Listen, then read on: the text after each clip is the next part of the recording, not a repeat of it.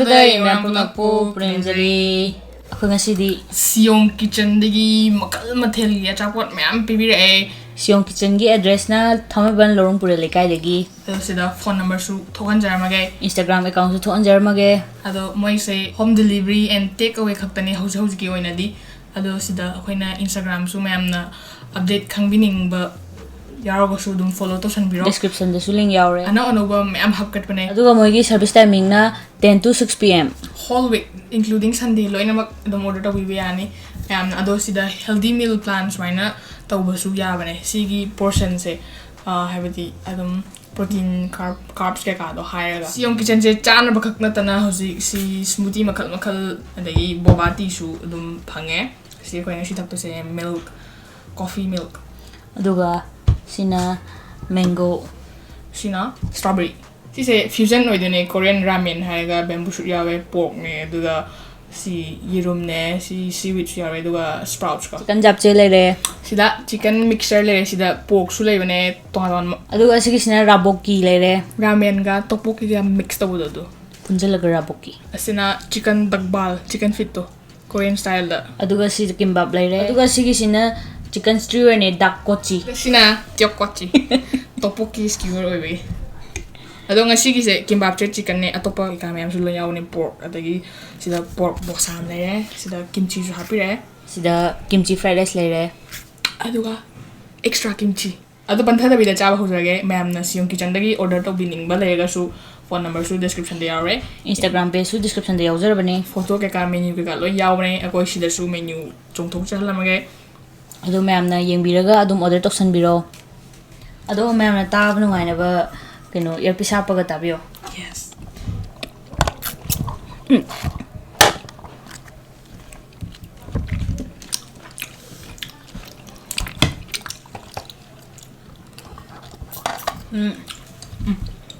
ai hang to tha ani Mobala order one guys ay ngasi nahan challenge sagi ngasi nahan ba yirum cha dun yum na ki ra ban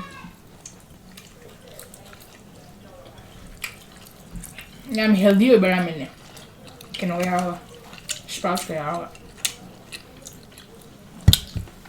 japchae si yen ga matum ga ga hawe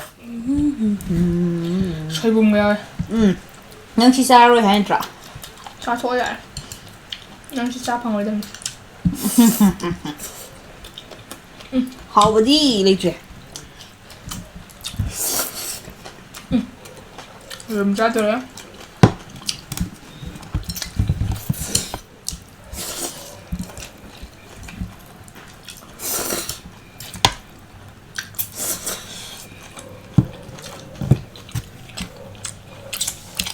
chicken skewer kimchi mo sa sa wow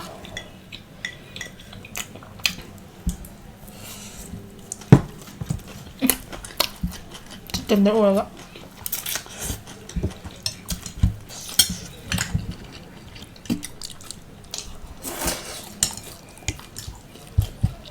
manong gati no sidro manam jina yang ngong dei ya man yung chaga ya salo ai bao yirum cha ning ba phao se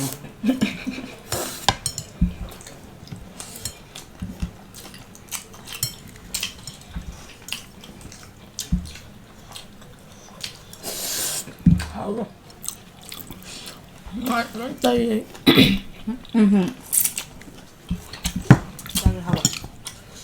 hawa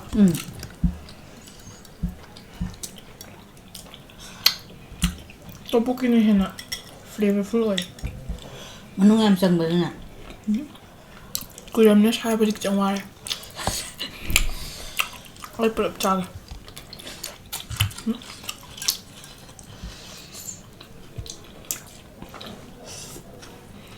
kita mau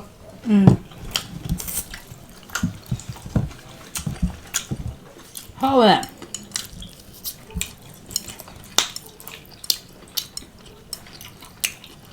siapa ba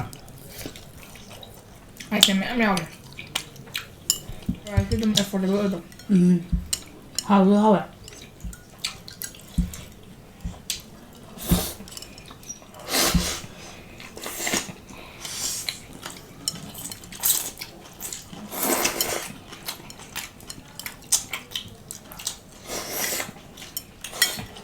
접시치 라면 난 좋아해.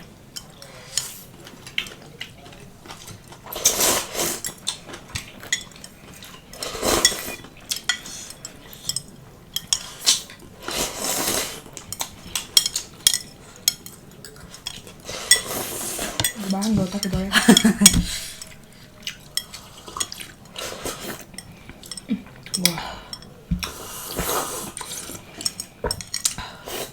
Nung cái sushi ta có ramen thì chẳng nào bạn.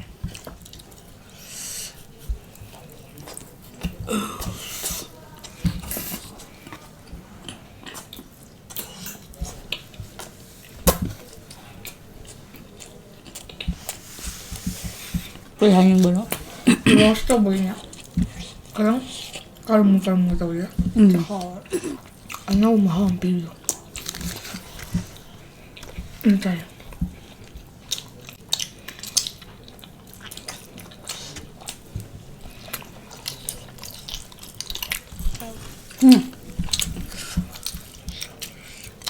Ang kasawlo. Irum lahore. 이름 lahore 하비다 하라우드래 한다 말아. 야, 그럼 야 만들어 봐.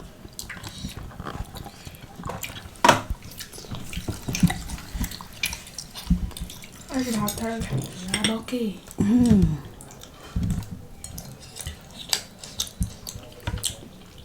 Portion yum actually. 야. Spicy.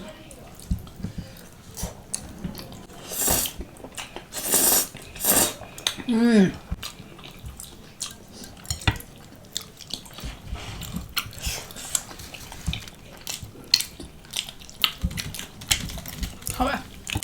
Hả bạn?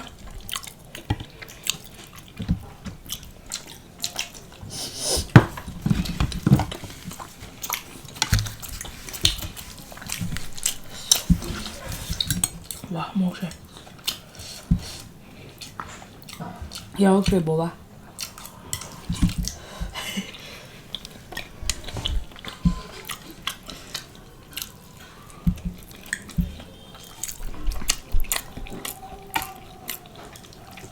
Kimchi 먹자. 살고 사마. 사요 말해.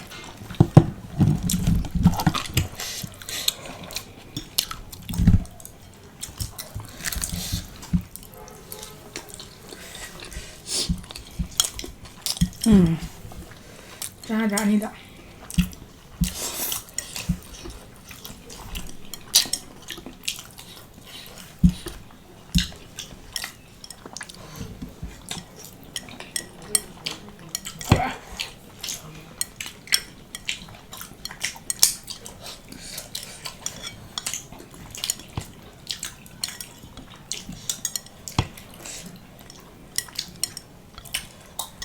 와.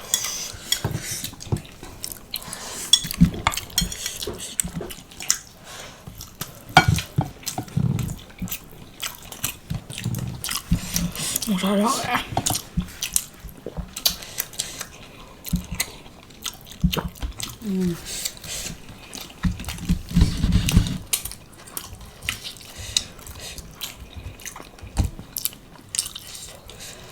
와, 먹자. 그거 되게 들어가. 하베. 그냥 먹자.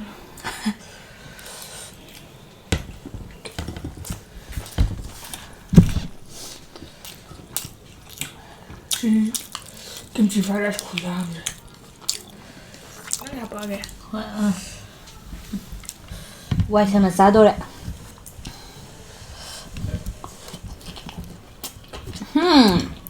가래. 김치 살아서 냠나 해나 먹자 봐 어디. 어디야? 라볶이디. 스파이시도 버리디. 구수하네. 튀김김치 시주ям잘. 치킨 믹처. 고소가 그러가. 아, 아주는 완전 말래.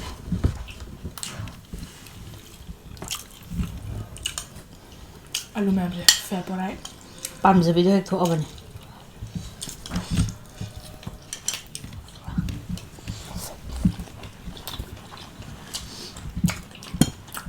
나이스. 아, 그럼 저래.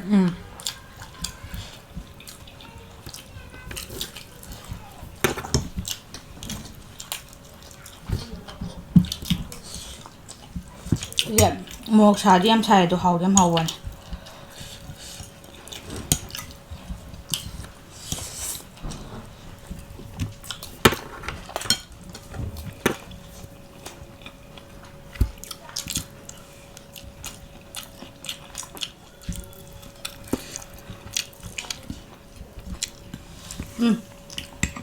Ngạo đẹp dài đấy, mua được rồi đấy.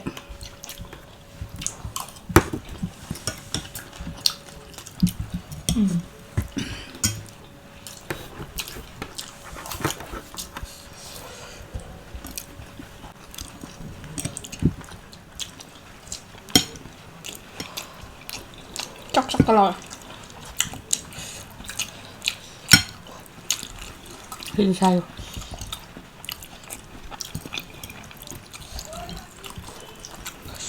No.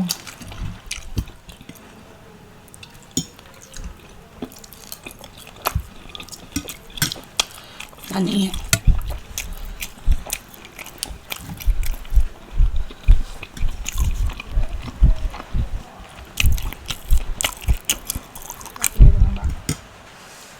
믹셀한 벽. Tama.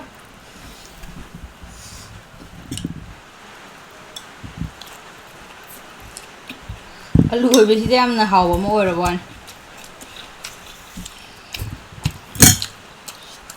Kimchi mà là bằng điều. 그이게. Một băng trà gì gì.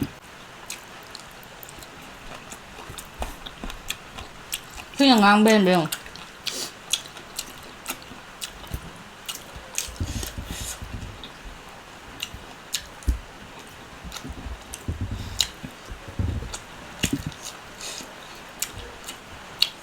Hảo 살다 너무 건지만 너무 간지 숨으면 안 돼. 여기다가 사비고 하이즈버니. 많이 많이. 저기 가유티 빨래.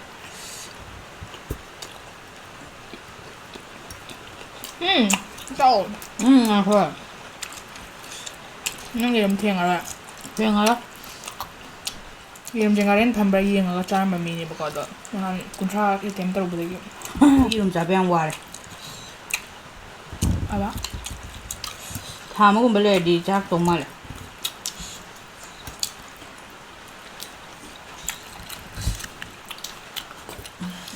스트로베리 스무디 타게.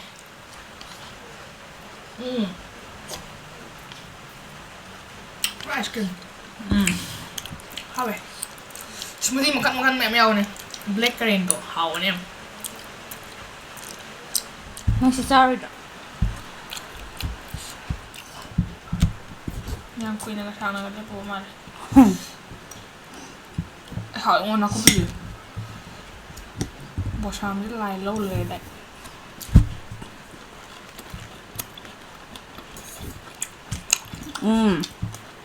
치즈 카레 좀 싸우래. Chòm đi. chicken cái khô không nè.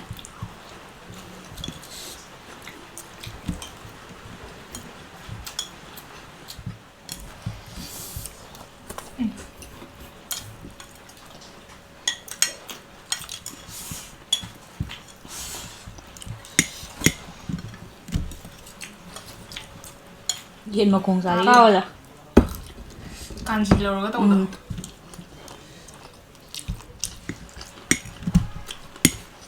모로시가 웨더시가 Cái gì bút xong thằng lấy bộ của nó. 아 설레 걸려 놓고 게 씨.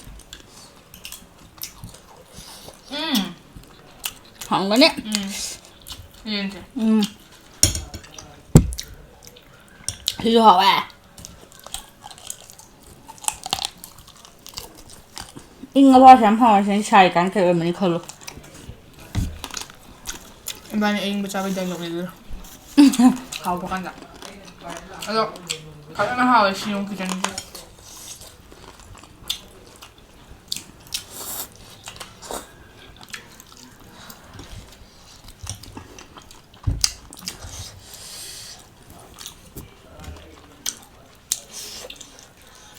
Đây.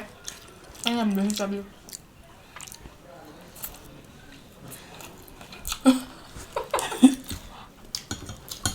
Chân như suy không phải là lâu rồi mà hậu bấm mới lên.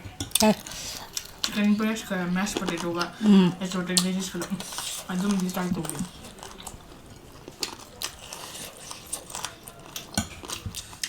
Koi na ngasi chai item bai se anambana moi gi SHIYONG kitchen gi menu da anoba hakot pa oi doine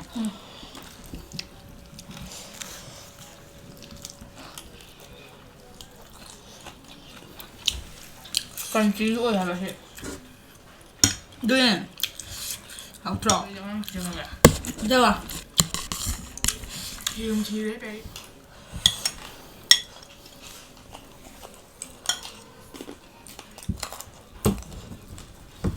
Robert.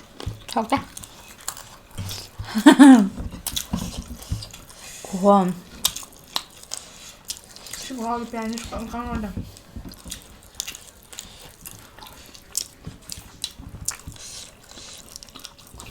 Kaninde.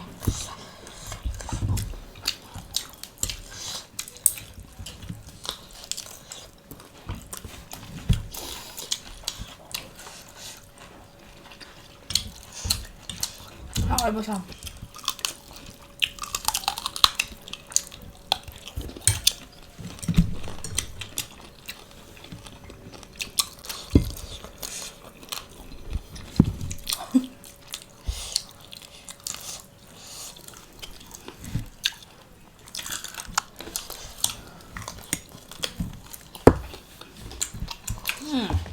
Khâu à